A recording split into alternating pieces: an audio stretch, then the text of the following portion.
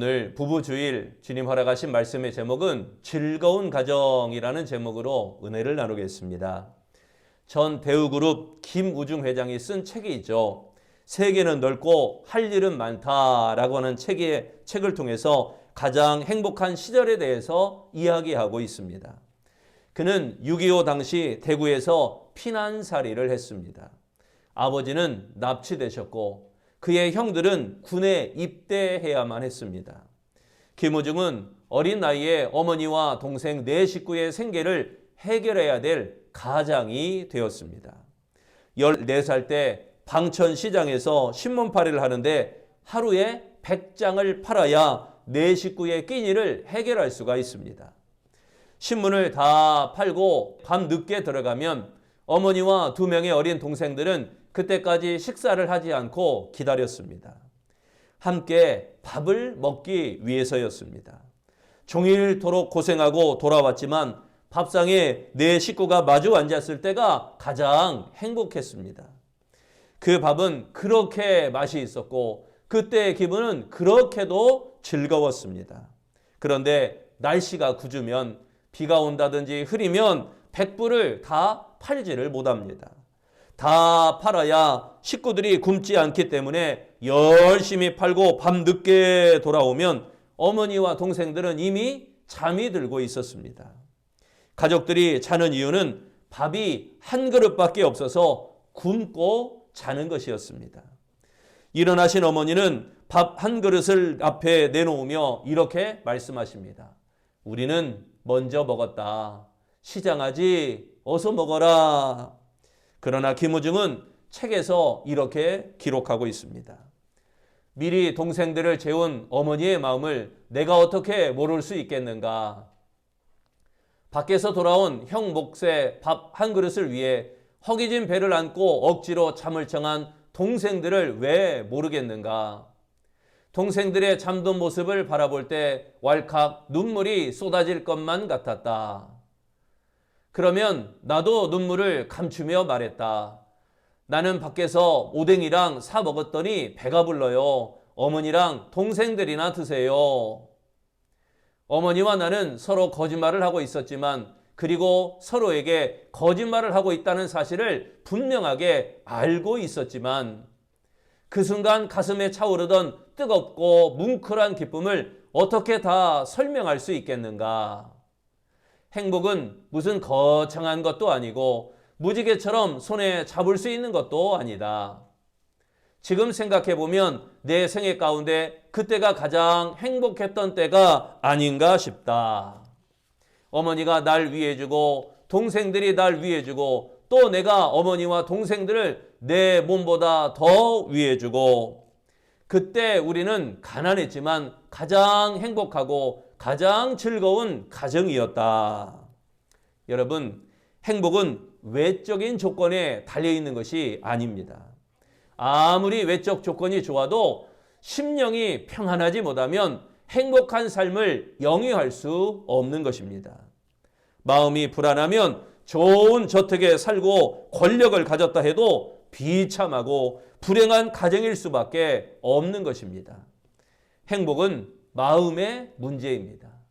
심령이 평안하냐 그렇지 못하냐에 따라서 행복과 불행이 결정되어지는 것입니다. 돈으로 집은 살 수 있어도 가정은 살 수 없습니다. 돈으로 침대를 살 수 있어도 행복한 잠자리는 살 수가 없습니다. 돈을 가지고 근사한 시간을 보낼 수는 있어도 평화로움은 살 수가 없습니다. 돈으로 동료는 구할 수 있어도 진정한 친구는 얻을 수 없습니다. 아름다운 성도들의 심령은 우리 주님의 평안으로 말미암아 행복해지어지시기를 축원합니다. 잠언 15장은 즐거운 가정이 되는데 필요한 것을 설명하고 있습니다. 즐거운 가정은 가족들이 서로의 역할을 충실히 수행할 때 이루어지는 것입니다. 비록 가난하다 할지라도 서로 아껴주며 서로 위하는 마음이 있으면 그 가정이 즐거운 가정이 되어지는 것입니다. 그렇다면 즐거운 가정이 되려면 어떻게 해야 되는가? 첫째, 주를 경외해야 됩니다. 미국의 자동차 왕은 헨리 포드라는 사람입니다. 그가 나이가 들어서 고향에 작은 집 한 채를 지었습니다. 그런데 그 집은 대기업 총수가 살기에는 너무나도 작고 평범한 집이었습니다. 찾아온 사람들이 그를 걱정하는 말로 이렇게 이야기합니다. 집이 너무 초라하지 않습니까? 호화롭지는 않더라도 불편하지는 않아야지요. 그러자 포드가 웃으면서 이렇게 대답합니다. 가정은 건물이 아닙니다. 비록 작고 초라할지라도 예수님의 사랑이 넘치는다면 그것이야말로 가장 위대한 집이지요. 그래서 사람들은 이렇게 말했습니다. 헨리 포드는 꿈을 꾸는 사람이었고 그의 아내는 기도하는 사람이었다. 여러분, 아무리 사업적으로 성공해도 이 포드에게 가장 중요한 것은 가정이었습니다. 그것도 하나님을 경외하는 가정이었습니다. 우리 16절에 말씀합니다. 가산이 적어도 여호와를 경외하는 것이 크게 구하고 번뇌하는 것보다 나으니라. 여기 경외하는 것이라고 했는데 이 말은 두려워하며 존경하다라는 뜻입니다. 가난하지만 여호와를 경외하는 삶과 부자이면서도 번뇌에 둘러싸인 삶을 비교하고 있는 것입니다. 비록 가난이 불편을 주는 것은 사실입니다. 하지만 그 가난 속에 여호와 경외의 조건이 충족되면 부요할수록 그 속에 번뇌하는 것보다 훨씬 더 유익하다라고 강조하는 것입니다. 그 이유는 모든 즐거움은 여호와를 경외하는 것에서부터 시작되어지기 때문인 것입니다. 즐거운 가정은 하나님과의 관계에서 비롯됩니다. 재산이 많고 적음보다 하나님을 경외하는 영적 상태가 훨씬 더 중요하다는 것입니다. 이는 물질에 대한 신앙의 우월성을 말하는 바로 그것입니다. 물질적인 것보다 육적인 것보다 영적인 것을 더 우선해야 된다는 것입니다. 그러므로 축적된 재산을 유지하는 일에 번뇌하는 그런 가정이 아니라 모든 것을 하나님께 맡기고 주를 경외하며 살아가는 우리 아름답고 즐거운 가정이 되어지시기를 축원합니다. 두 번째, 즐거운 가정이 되려면 서로 사랑해야 됩니다. 시인 김춘수가 쓴 꽃이라는 시가 있지요. 시에 보면 이런 구절이 나옵니다. 내가 그의 이름을 불러주기 전에는 그는 다만 하나의 몸짓에 지나지 않았다. 내가 그의 이름을 불러주었을 때 그는 나에게로 와서 꽃이 되었다. 여기에 그의 이름을 불러준다는 것은 그의 의미 그리고 그의 존재, 그의 가치를 인정해 주는 것입니다. 그때 꽃이 되었다라는 거죠. 이처럼 가족 관계에도 이 꽃처럼 활짝 피어나야 됩니다. 그런데 가족이라는 친밀감 때문에 수없는 정죄와 비난으로 인해서 그 영혼이 움츠려들게 됩니다. 가족들 안에 하나님의 형상을 바라보시기를 바랍니다. 하나님이 사랑하시는 것처럼 사랑의 눈으로 가족들을 바라볼 때 그 안에 나의 사랑하는 아내 그리고 사랑하는 남편 안에 있는 하나님의 형상을 바라보는 것입니다. 서로의 허물을 덮어주고 그를 더욱 존귀하게 인정해야만 합니다. 아픔을 겪더라도 서로 사랑하며 자존감을 회복하여 나간다면 피차의 아름다운 인생이 되어지게 되는 것입니다. 여러분, 서로 사랑하시기를 바랍니다. 더욱 사랑하시기를 바랍니다. 자녀를 존중하고 자녀를 격려하며 또 칭찬하고 그 우리 자족을 세워줄 때 한 송이 아름다운 꽃으로 피어나게 되어지는 것입니다. 그래야면 그 자녀가 가정의 향기가 되고 그 가정을 천국으로 만드는 놀라운 하나님의 역사가 일어나게 될 줄로 믿습니다. 서로 사랑하여 즐거운 가정을 만드는 아름다운 성도들이 되시기를 축원합니다. 17절에 말씀합니다. 채소를 먹으며 서로 사랑하는 것이 살진 소를 먹으며 서로 미워하는 것보다 나으니라. 여기 서로 사랑하는 것이라겠는데 이 말씀은 서로 아끼며 돌보다라는 의미로 가난하지만 서로 사랑하는 것과 살진 소를 먹지만 서로 미워하는 것, 이것을 서로 교훈하면서 비교하고 있습니다. 인간의 행복은 물질의 소유의 여부에 있지 않음을 나타내고 있는 말씀입니다. 외적인 부유보다 가족끼리 서로 사랑하며 사는 것, 이것이 훨씬 더 즐거운 가정이라는 것입니다. 가정의 행복은 사랑의 기초가 세워질 때 이루어지게 되는 것입니다. 값비싼 고기를 먹으면서 서로 미워하며 사는 것보다 평범한 채소를 먹으면서 서로 사랑하는 즐거운 가정, 그 가정이 하나님이 보시기에 좋았더라 칭찬받을 만하며 우리도 내가 가정 안에 즐거움을 더할 수 있는 복된 가정이 되어지는 것입니다. 이것이 바로 물질에 대한 서로의 우월성을 말하며 가족끼리 사랑의 중요성을 강조하는 그러한 이유가 되어지는 것입니다. 가정은 서로 사랑하며 또한 아껴줄 때 비로소 행복해지는 것입니다. 가난하게 살아도 서로를 아끼며 서로를 돌보는 그 사랑이 진정 위대한 사랑입니다. 아무쪼록 가족들이 서로 사랑하며 서로에게 힘이 되어지는 우리 아름답고 즐거운 가정이 되어지시기를 축원합니다. 세 번째, 즐거운 가정이 되려면 노하기를 더디해야 합니다. 술을 만들어 파는 가정이 있었습니다. 시어머니가 술밥을 솥에 앉히고 며느리에게 며느라 불을 떼거라 라고 했어요. 그랬는데 이 경험이 없는 며느리가 계속 불을 지피다가 그만 솥이 깨지고 말았습니다. 이렇게 술밥을 지그르면 지글지글 올라올 때 거품이 확 올라오면 불을 빼고 잔불로 이렇게 뜸을 들이고 해야 되는데 경험이 없으니까 그냥 불만 계속 떼면 되는 줄 알고 장작을 몰아놓고 세게 불을 떼다고 그리고 오히려 속이 타는 것은 둘째고 솥이 깨지고 말았습니다. 시어머니는 화가 나서 욕설을 퍼부으며 구박을 주었습니다. 며느리는 일부러 그런 것은 아닙니다 라고 말합니다. 그러자 시아버지가 무얼 잘했다고 뻔뻔스럽게 대드는 거냐라고 화를 내시며 호통을 치셨습니다. 이에 며느리는 그럼 사람이 말도 못하나요? 하고 대답을 합니다.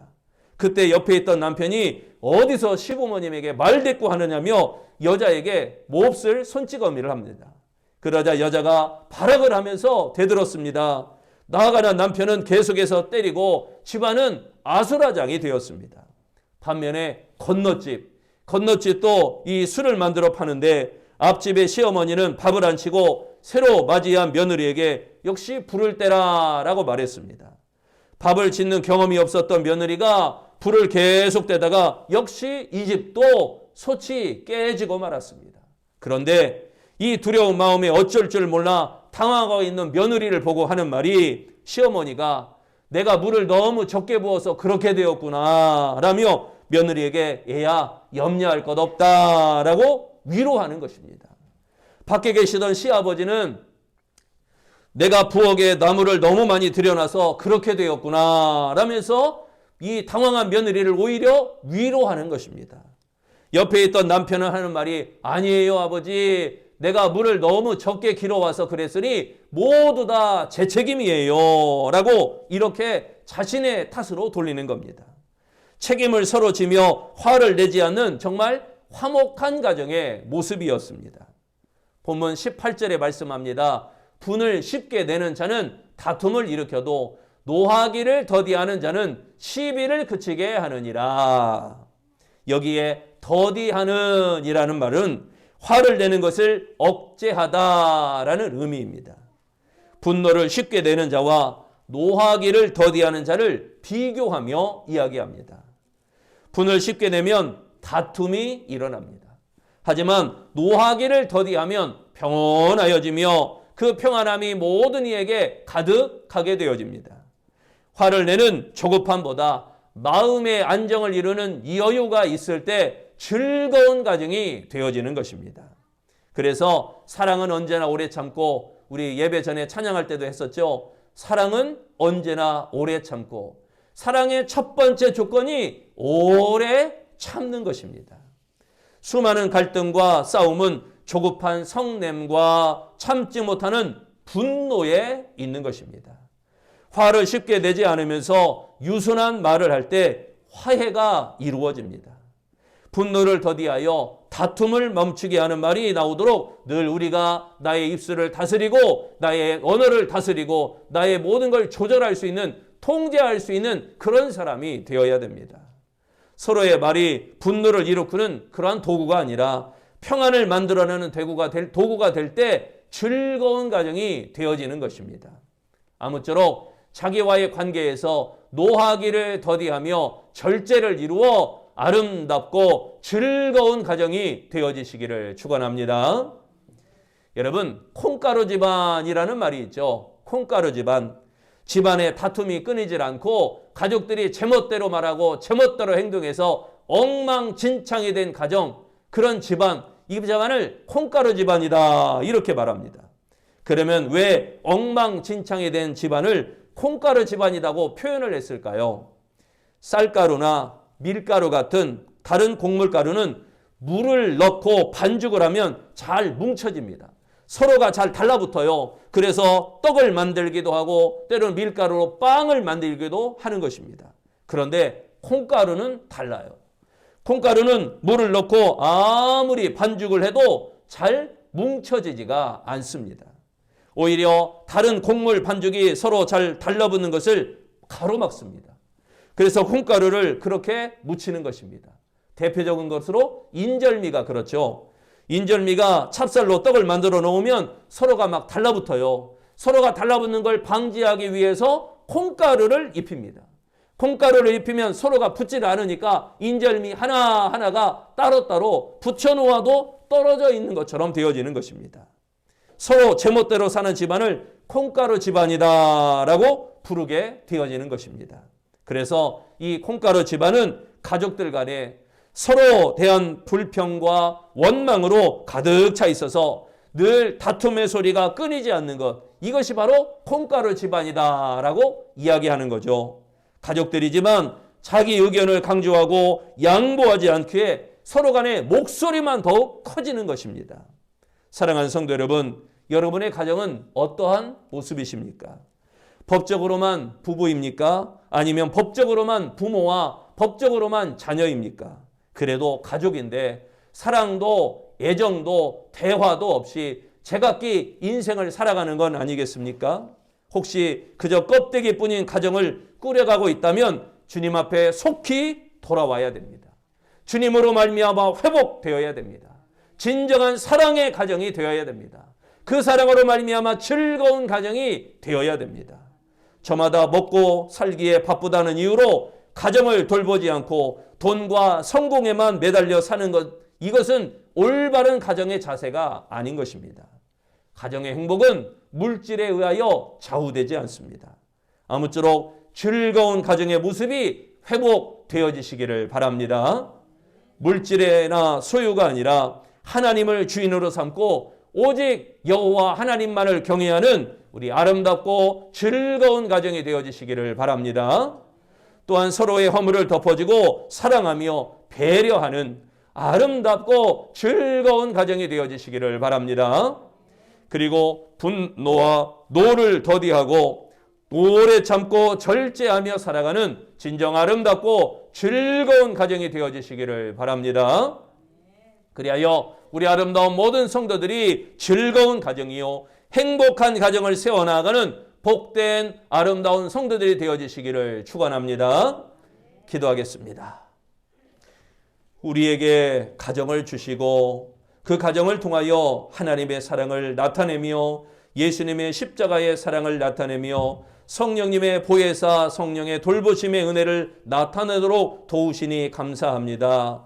무엇보다 우리의 가정들이 즐거운 가정 되기를 소망합니다. 세상의 만족으로 즐거움이 아니요 주 안에서 즐거움이 회복되어지기를 소망하오니 오직 여호와 하나님만을 경외하는 즐거운 가정, 서로의 허물을 덮어주고 사랑하며 배려하는 즐거운 가정, 분노와 노하기를 더디하는 오래 참고 절제하는 즐거운 가정이 되어져 주 안에서 더욱 행복한 가정을 세워나가는 우리 아름다운 성도들이 되어지도록 축복하여 주시옵소서. 예수님의 십자가의 은혜, 그 사랑을 아버지 우리가 생각할 때 우리도 자녀에게, 우리가 사랑하는 부모와 사랑하는 아내와 남편에게 아낌없이 베풀고 나눔이 있는 아름다운 사랑의 공동체가 되어지도록 축복하여 주시옵소서. 우리의 가정을 위하여 십자가에 못 박혀 돌아가신 예수님 이름으로 기도합니다.